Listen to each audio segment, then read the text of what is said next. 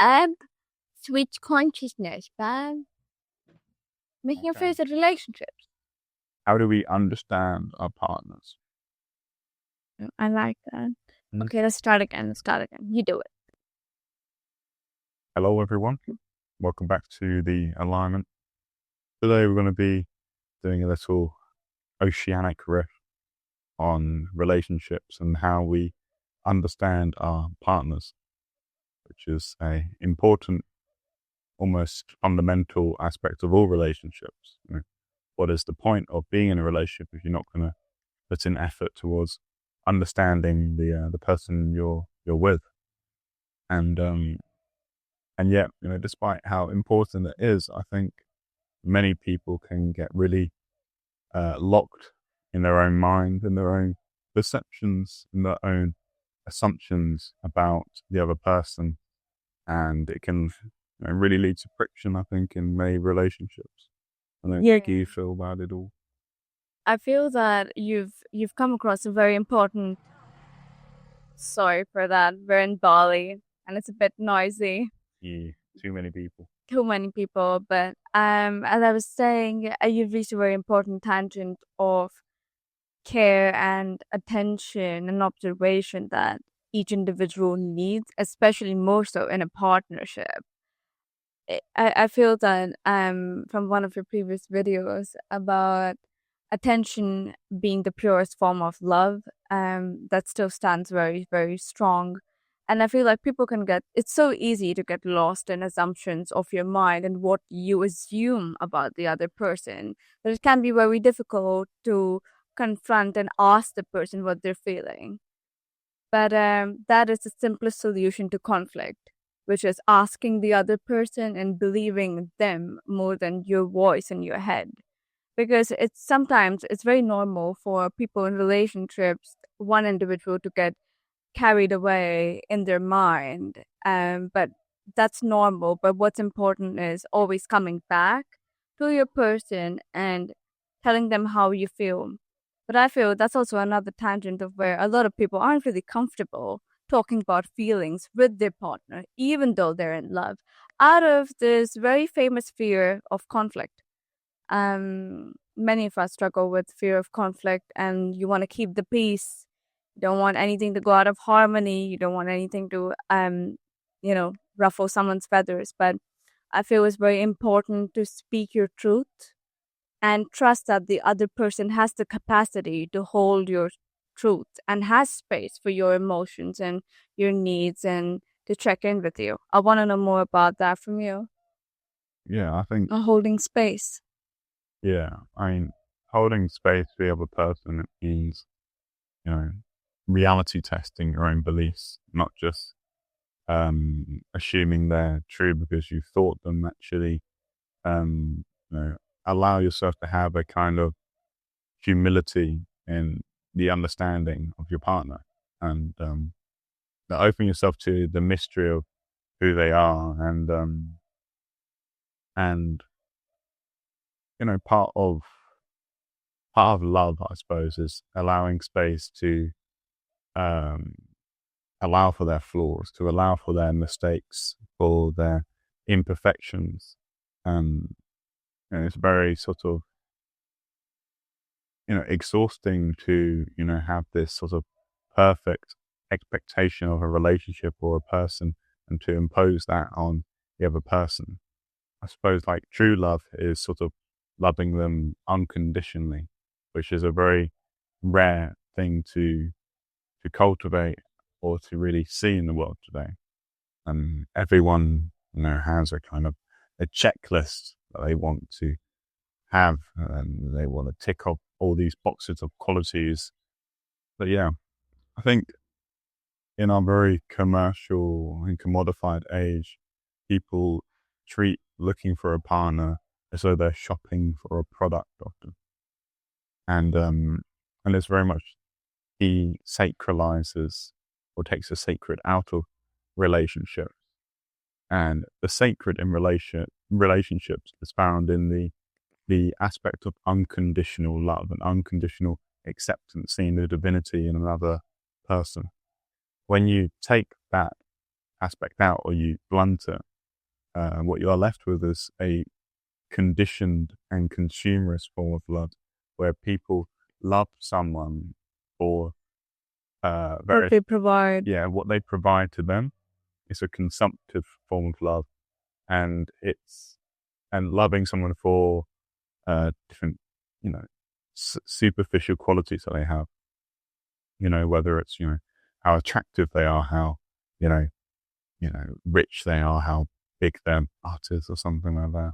To use some absurd examples, but because people nowadays, to look at our generation, how prevalent are long-term relationships? How prevalent are these sort of relationships that are clearly uh, have the vision of marriage or raising children?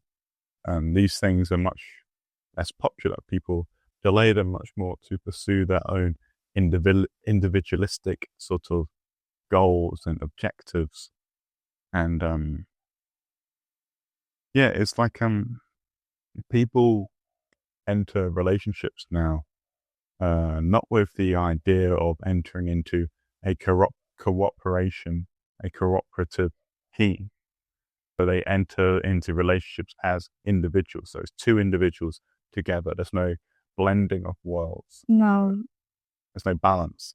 And when you come into a relationship as two individuals, and you're not really there's no opening for the surrender that is required in order to build a deep and authentic and harmonious relationship. But those are a few thoughts I have off the top of my head. Yeah, I want to talk more about what happens when you're in a relationship and you're navigating an emotional depth with another individual and how you can hold that space for them and what that looks like, what that means, how we do it amongst ourselves as an example. Want to talk more about practical ways of what to do when you're in it and how you can increase that depth through these spaces that you can hold. Many people don't know that you can hold a space for someone else besides yourself. That's what unconditional love is. It's not always about regulating your own emotions and making sure you're okay. Yes, you're supposed to do that, but you're also supposed to check in with the other individual that's living next to you. And it's kind of like, for me with you, it's very instinctive. Like, I take care of my own emotions. I already know how to very well, so I have a lot of time and intuitive knowledge about how you're doing, which is nonverbal most of the time. And I just emotionally check in without knowing I'm checking in. But it's that form of care. It comes from a place of deep care for the other person if they're doing okay. And I feel like most of us in our busy lives forget to check in on our beloveds on how they're doing because, we see them doing something like washing the dishes or cooking something, but, it's very important to check in with what's going on even through that activity. What's happening beneath the surface of what appears to be normal, because Mm. people hold emotions all the time. But yeah. Mm. I think it's sort of what's coming up for me is the amount of repression that is not just in people but also in relationships. Yeah. In order to have these emotional conversations, there needs to be that space and environment of safety. If that space and environment of safety isn't provided, then it's very difficult to reach that place where two souls can openly talk without the fear of judgment, without the fear of misunderstanding. Um, I think because a lot of people enter relationships from a unhealed state where they do not understand their own psyche, they do not understand their own patterns, their own patterns of repression in particular. it leads to the state where unhealed people attract other unhealed people. And, you know, obviously that will create a relationship dynamic which isn't harmonious. You attract what you are ultimately. And so often in relationships, even if you're in a position where, you're not currently in a relationship, but you wish for that, you have that space, that longing for that, which is a very human Thing, yeah. you have to be very aware of, you know, your own capacity to give and to receive love, so that you don't sort of, you know, accept or manifest a relationship that is, say, toxic, or that is unhealthy, that isn't truly supportive and nourishing of you. Um, you should understand that a relationship, it's not just, you can call it, maybe, I wouldn't call it a contract, that sounds too businessy, but it's a mutual commitment to support and nourish each other's growth and health and well-being. And if it isn't that, if it isn't reaching that standard, then it isn't a healthy relationship. A toxic relationship, by definition, is one where either one or both parties are, actively, kicking each other down Yeah. because of their own unhealed trauma. Experiences, yeah. And but I think we should allow that, not every relationship is perfect, and when people are in a relationship, when they're both in that commitment towards growing and understanding one another and being best able to support each other, they need to, most importantly, work on creating that sense of emotional safety for both partners within the relationship, so that they can talk about stuff when they have a grievance or an issue or a problem. They feel comfortable to speak about it. If you don't feel comfortable to speak about it, that just leads to this build up of resentment and repression within the relationship, that will either lead to, a very unhappy relationship, or to the end of the relationship. And sometimes, of course, not all relationships continue forever. And sometimes, you have to acknowledge when, two paths just diverge sometimes, Yeah. for some people. Um, sometimes after doing the work with each other, you may realize, that I think many people stay in relationships, for example, because of, this fear or of what is, outside there. And they will settle for something because of, their poor self-esteem. And, it's just, we all have our journeys, and we have to accept that in the same way of relationships, in the same way of friendships, people come in and out of your life. But you should notice when you meet someone who is truly resonant with you, when you feel that spark, you feel that something different, um, you'll have this natural energy that pulls you towards that person, and to them to you.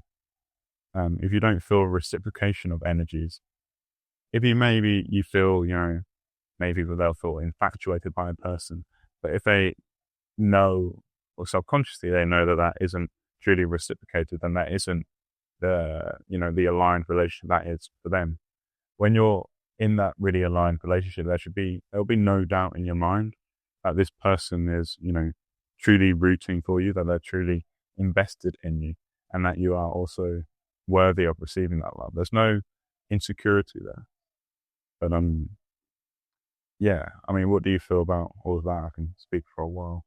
I feel like you described the nature of relationships in a very beautiful, spiritual, higher perspective. And this perspective is very lesser known. And I feel it's very important to understand the nature of relationships. very fundamentally. As you said, people come and go, and sometimes people can cling on for dear life and beyond in hopes of making something dying not die. And we both come from a background of believing very heavily in destined relationships and soul contracts, or however you want to phrase that. But predestined incarnation choices that an individual makes, and you stumble upon them. Some are lessons, as we know, that aid in our growth. And then there is something that's not a lesson, something that's permanent, something that's true, something that occurs or you embody in yourself, and as a result manifest in a partner at the final stage, when you feel like you don't need another person to complete you. That's when the true person comes in. That's when the lessons stop. Because I know many of us have many relationships back to back constantly in forms of lessons and growths, and you're just like, oh, is the one ever going to show up? Does that even exist? I've gone through so many lessons. Maybe it's all a lesson, but that's not true. There are certain things our soul chose to learn through that. But we also, I think, ending is very important. You took a very good curve there. Ending is as important as beginning in relationships, and the ending can be a very powerful catalyst for um, finding or matching with the frequency of the person that is aligned. Because to find something that is aligned, you have to make space. If you're holding on to this person that you don't really like and you dream about this person that completes you or makes you feel like you're on top of the world, but then in reality, that's not matching because the person you're with doesn't make you feel that way. You yourself maybe don't feel that way. So it's very important to clear out the unwanted or the dead aspects of the relationship or yourself, and to renew yourself so you are holding that space for when the person does come in. Because you can't have baggage when the person does come in, because your hands will be too full looking behind instead of looking in the present. So it's very important to clear the trash out, emotional, physical, mental, spiritual trash out, so you can embrace the person when they're there. Yeah. I think that's a good place to sort of sign off. And for our next sort of conversation, I want to talk about how do we, um, overcome the weight of our past relationships in order to create the psychological and spiritual space for a new relationship to come in. Because often, people, they will have a tendency to get trapped in their mind, in their past, and it really impairs their vision in the present. And everyone knows this. It's like baggage from a past relationship can very much impair one's ability to have healthy relationships in the present or the future.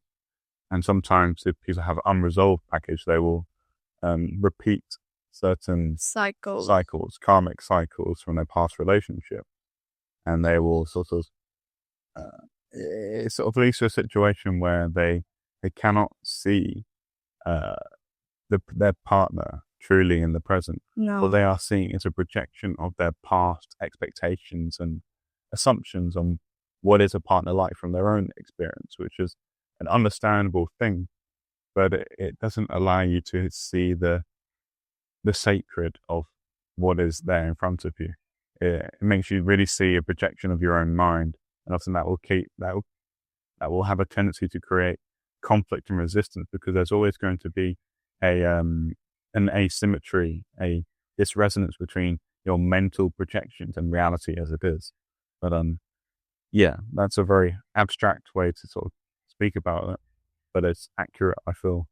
And yeah, definitely more on the next one. Yeah, because we've got some eggs boiling and they're gonna boil over. So we'll pause it there.